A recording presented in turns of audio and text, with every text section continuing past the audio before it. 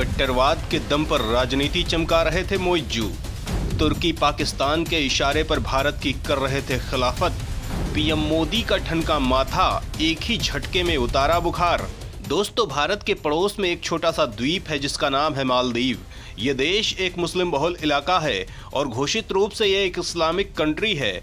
ऐसे किसी भी देश में कट्टर राजनीति करना बेहद आसान होता है और पंथ आधारित कट्टर राजनीति का फायदा ये होता है कि लोग अपने जीवन स्तर में सुधार, देश के विकास सुविधाओं में वृद्धि, स्वास्थ्य, शिक्षा में शोध और प्रगति में ध्यान न देकर केवल अनावश्यक मत आधारित ईगो लेकर अपनी जिंदगी खराब कर लेते हैं, जिसका पूरा फायदा राजनीतिज्ञों को मिलता है। वो लोगों को इस तरह की चीजों में डालकर देश के विकास के पैसे से खुद की जिंदगी का मजा लेते हैं और जनजीवन में सुधार और विकास का कोई भी काम नहीं करते हैं। मोहम्मद अली जिन्ना जैसे लोगों ने इसी तरह की भावनाएं भड़काकर देश का विभाजन कराया, लाखों लोगों की हत्याएं करवाई, खून को पानी की तरह बहाया गया। मानवता चीत्कार उठी। हालांकि जिन्ना के इतना कुछ करने के बाद जब पाकिस्तान का विभाजन हो गया तो इस नए बने देश का सर्वे सर्वा बनने का शौक पूरा करने के लिए जिन्ना ज्यादा दिनों तक जिंदा नहीं रह पाया और 1 साल बाद ही उसकी मौत हो गई। वहीं जिन्ना का समर्थन करने वाले वो लोग जो देश के विभाजन की मांग उठा रहे थे वो पाकिस्तान में आज भुखमरी की हालात में हैं, बर्बाद हैं। वहीं भारत आज तमाम मामलों में दुनिया की बड़ी ताकत बन चुका है। भारत दुनिया की 5वीं बड़ी अर्थव्यवस्था है। दोस्तों, मालदीव में जिन्ना की स्टाइल का ही एक ऐसा नेता इन दिनों सत्ता में है और मालदीव को बर्बादी कट्टरवाद की आग में झोंकने में लगा है, जिसका रिजल्ट केवल भुखमरी, बेबसी और तबाही ही होने वाली है। दोस्तों, मोइज्जू एक ऐसे ही नेता है जो नेतृत्व और सत्ता पाने के लिए कट्टरवाद का सहारा लेकर आए हैं।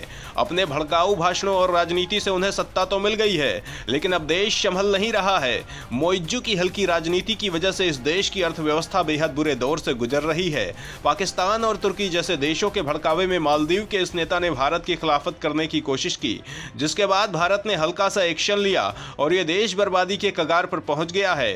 दोस्तों, सवाल उठता है कि आखिर क्या है पूरा मामला? मोइज्जू को भारत विरोधी क्यों माना जाता है? भारत के खिलाफ क्या क्या लिया है एक्शन? पीएम मोदी ने क्या दिया जवाब? कैसे बर्बादी के कगार पर पहुंचा मालदीव? तो दोस्तों, इन सवालों के जवाब जानने के लिए पूरा वीडियो देखिए। मोइज्जू ने चुनावी कैंपेन में इंडिया आउट का लगाया नारा। भारत के साथ तमाम करार रद्द करने पर हुए आमादा। प्रधानमंत्री ने लक्षद्वीप के प्रमोशन में किया पोस्ट। चरमरा गई मालदीव की अर्थव्यवस्था, निकली हेकड़ी। दोस्तों, मालदीव में मोहम्मद मोइज्जू के राष्ट्रपति बनने के बाद भारत के साथ उसके संबंध अब बेहद खराब हो चुके हैं।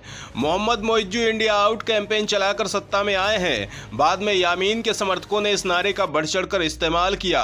भारत और मालदीव के बीच रिश्तों का असर वहां के चुनाव का एक अहम मुद्दा रहा और आते ही उन्होंने भारत के साथ सभी समझौतों को तोड़ना शुरू कर दिया है। मालदीव के राष्ट्रपति ने कहा है कि भारत अपने सैनिकों को माले से हटाए ताकि उनके देश में लोकतंत्र की रक्षा की जा सके। मालदीव के राष्ट्रपति ने जब भारत के खिलाफ जहर उगला, ठीक उसी समय पीएम नरेंद्र मोदी ने मालदीव से सटे भारत के लक्षद्वीप से अद्भुत तस्वीरें शेयर कर मोइज्जू को कड़ा संदेश दे दिया। विशेषज्ञों का कहना है कि पीएम मोदी का मालदीव को अब साफ संदेश है कि भारत को उसकी जरूरत नहीं है। दोस्तों, वहीं अब तक मालदीव में नया राष्ट्रपति बनने के बाद वहां के नेता सबसे पहले भारत का दौरा करते रहे हैं। मोइज्जू ने इसको बदलते हुए तुर्की और चीन की यात्रा की है। उन्होंने कहा कि भारत मालदीव के जनता की इच्छा का सम्मान करे। उन्होंने कहा कि बिना संसदीय मंजूरी के विदेशी सेनाओं की मौजूदगी मालदीव के संविधान का उल्लंघन है।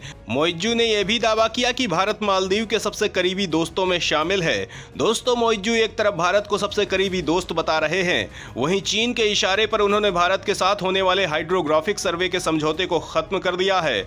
माना जा रहा है कि मोइज्जू अब चीन के साथ ऐसे समझौते पर आगे बढ़ सकते हैं।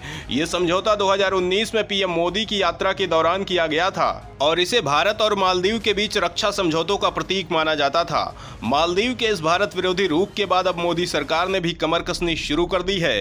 पीएम मोदी के रणनीतिक रूप से बेहद अहम लक्षद्वीप से तस्वीरों के जारी करने और पर्यटकों से आने की अपील को कई विशेषज्ञ मालदीव से जोड़कर देख रहे हैं। दोस्तों, सवाल उठता है कि मालदीव पर्यटन पर कितना निर्भर है?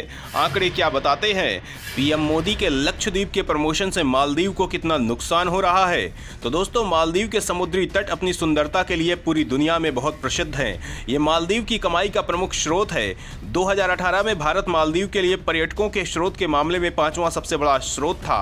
2019 में भारत दूसरे स्थान पर पहुंच गया। भारत से कुल 1,66,030 पर्यटक मालदीव पहुंचे। कोरोना काल में भी भारत के 63,000 पर्यटक मालदीव पहुंचे, जो सबसे ज्यादा थे। 2021 और 22 में भी भारत 2,91,000 और 2,41,000 पर्यटकों के साथ शीर्ष पर बना रहा। 2023 में भी जून तक 1 लाख लोग मालदीव पहुंच चुके थे। भारत का लक्षद्वीप ठीक उसी तरह के खूबसूरत समुद्री तटों के लिए जाना जाता है। हालांकि कई तरह के यात्रा प्रतिबंधों और पर्यटकों के लिए जरूरी सुविधाओं की कमी की वजह से पर्यटक कम आते हैं। अब पीएम मोदी ने खुद ही लक्षद्वीप को बढ़ावा देने की कमान संभाल ली है। मालदीव सरकार के कुछ अधिकारियों ने प्रधानमंत्री की लक्षद्वीप ट्रिप को लेकर आपत्तिजनक टिप्पणी की थी, जिसके बाद से बायकॉट मालदीव ट्रेंड करने लगा है, जिसके बाद से मालदीव की हालात खराब हो रही है। हर साल लाखों भारतीय वहां घूमने जाते थे, लेकिन भारतीयों के बायकॉट की वजह से मालदीव ने खुद कहा है कि उसके 44,000 परिवारों पर अब संकट आ गया है। भारतीयों की नाराजगी के कारण उसकी टूरिज्म इंडस्ट्री बुरी तरह प्रभावित हुई है। ऑनलाइन ट्रैवल पोर्टल पर भी लोगों ने मालदीव में घूमने के ऑप्शन तलाशने बंद कर दिए हैं। इसके बजाय लक्षद्वीप की सर्च 34 गुना से भी ज्यादा बढ़ गई है। मालदीव को ताजा विवाद के बाद रोजाना बड़ी मात्रा में रेवेन्यू को नुकसान हो रहा है। 2023 में दुनिया घूमने के मामले में भारतीयों की संख्या तेजी से बढ़ी है और 2030 तक भारत चौथे पायदान पर पहुंच सकता है। बीते साल सिर्फ मालदीव में भारतीयों ने 38 करोड़ डॉलर करीब 3,152 करोड़ रुपए खर्च किए। इसका मतलब है कि अगर भारतीयों ने वहां जाना बंद कर दिया तो मालदीव को रोजाना 8.6 करोड़ रुपए का नुकसान हो सकता है। ऑनलाइन ट्रैवल बुकिंग मार्केट पर 50% से ज्यादा कब्जा रखने वाले पोर्टल मेक माई ट्रिप ने बताया कि लक्षद्वीप की इंक्वायरी 3400% बढ़ गई है। सैलानियों की बेरुखी को देखते हुए और उन्हें आकर्षित करने के लिए ट्रैवल एजेंट्स ने भी मालदीव घूमने का खर्चा 40% तक कम कर दिया है। दोस्तों, लेकिन अब कोई तरीका काम नहीं आ रहा है और मालदीव की अर्थव्यवस्था पर बेहद बुरा असर पड़ा है, जिसके बाद मालदीव अब घुटनों पर आ गया है। मौजू गिड़गिड़ा रहे हैं। सवाल उठता है कि आखिर क्या है पूरा मामला। मालदीव भारत से क्या अपील कर रहा है? भारतीय उच्चायुक्त से मदद की गुहार क्यों लगाई गई है? तो दोस्तों, इस बारे में जानने के लिए वीडियो को आगे देखिए। पड़ोसी देश आया घुटनों पर, भिखारी पाकिस्तान नहीं आया काम। भारतीय उच्चायुक्त से लगाई मदद की गुहार, करना चाहता है road show.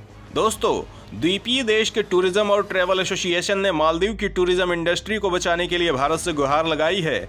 Maldives association of travel agents and tour operators ने पर्यटन को बढ़ावा देने के लिए मालदीव में भारतीय उच्चायुक्त मुनु मुहावर से मुलाकात की। एसोसिएशन ने पर्यटन को बढ़ावा देने के लिए भारतीय उच्चायोग के साथ मिलकर सहयोग करने का इरादा जताया। एसोसिएशन की तरफ से जारी बयान में कहा गया है कि मालदीव में पर्यटन को बढ़ावा देने के लिए भारत के प्रमुख शहरों में एक व्यापक रोड शो शुरू करने और आगामी महीनों में मालदीव में प्रभावशाली व्यक्तियों और मीडिया परिचित यात्राओं की सुविधा प्रदान करने की योजना पर काम कर रहा है। बयान में आगे कहा गया, भारत मालदीव के लिए एक महत्वपूर्ण टूरिस्ट मार्केट बना हुआ है। मटाटो का कहना है कि वे मालदीव को एक प्रमुख ट्रैवल डेस्टिनेशन के रूप में बढ़ावा देने के लिए भारत के प्रमुख ट्रैवल एसोसिएशन और इस इंडस्ट्री से जुड़े लोगों के साथ साझेदारी करने के लिए तत्पर हैं। दोस्तों, मटाटो ने कहा था, भारतीय हमारे लिए भाई बहन जैसे हैं। भारत और मालदीव के बीच गहरी दोस्ती है। हमारे रिश्ते राजनीति से परे हैं। पर्यटन मालदीव के लोगों के जीवन का आधार है। यह सेक्टर हमारी जीडीपी में 2/3 से ज्यादा का योगदान देता है। इस सेक्टर में मालदीव के करीब 44,000 लोग काम करते हैं। इनकी आजीविका टूरिज्म पर ही आधारित है। इस विवाद की वजह से होने वाला नुकसान देश की अर्थव्यवस्था पर गलत असर डाल सकता है। एसोसिएशन ने आगे कहा, भारतीय पर्यटक मालदीव के टूरिज्म सेक्टर की सफलता के लिए बेहद अहम है। पर्यटकों की बदौलत ही मालदीव में गेस्ट हाउस और दूसरी सुविधा देने वाले मीडियम स्केल बिजनेस आगे बढ़ पा रहे हैं। हम बातचीत और एक दूसरे की मदद करने की भावना में विश्वास रखते हैं। तो दोस्तों, मालदीव की हालत पर तुर्की पाकिस्तान काम नहीं आ रहे हैं। पाकिस्तानियों के पास खाने का ठिकाना नहीं है। वे बेचारे टूरिज्म क्या ही करेंगे। और भौगोलिक रूप से तुर्की के लिए मालदीव की यात्रा उतनी कंफर्टेबल नहीं है। भारत सबसे नजदीक है, इसलिए बिना भारत के इस देश की हालात पस्त हो रही है और अब बार बार मदद की गुहार लगा रहा है। तो दोस्तों, इस मामले को लेकर आप क्या सोचते हैं, कमेंट जरूर करें।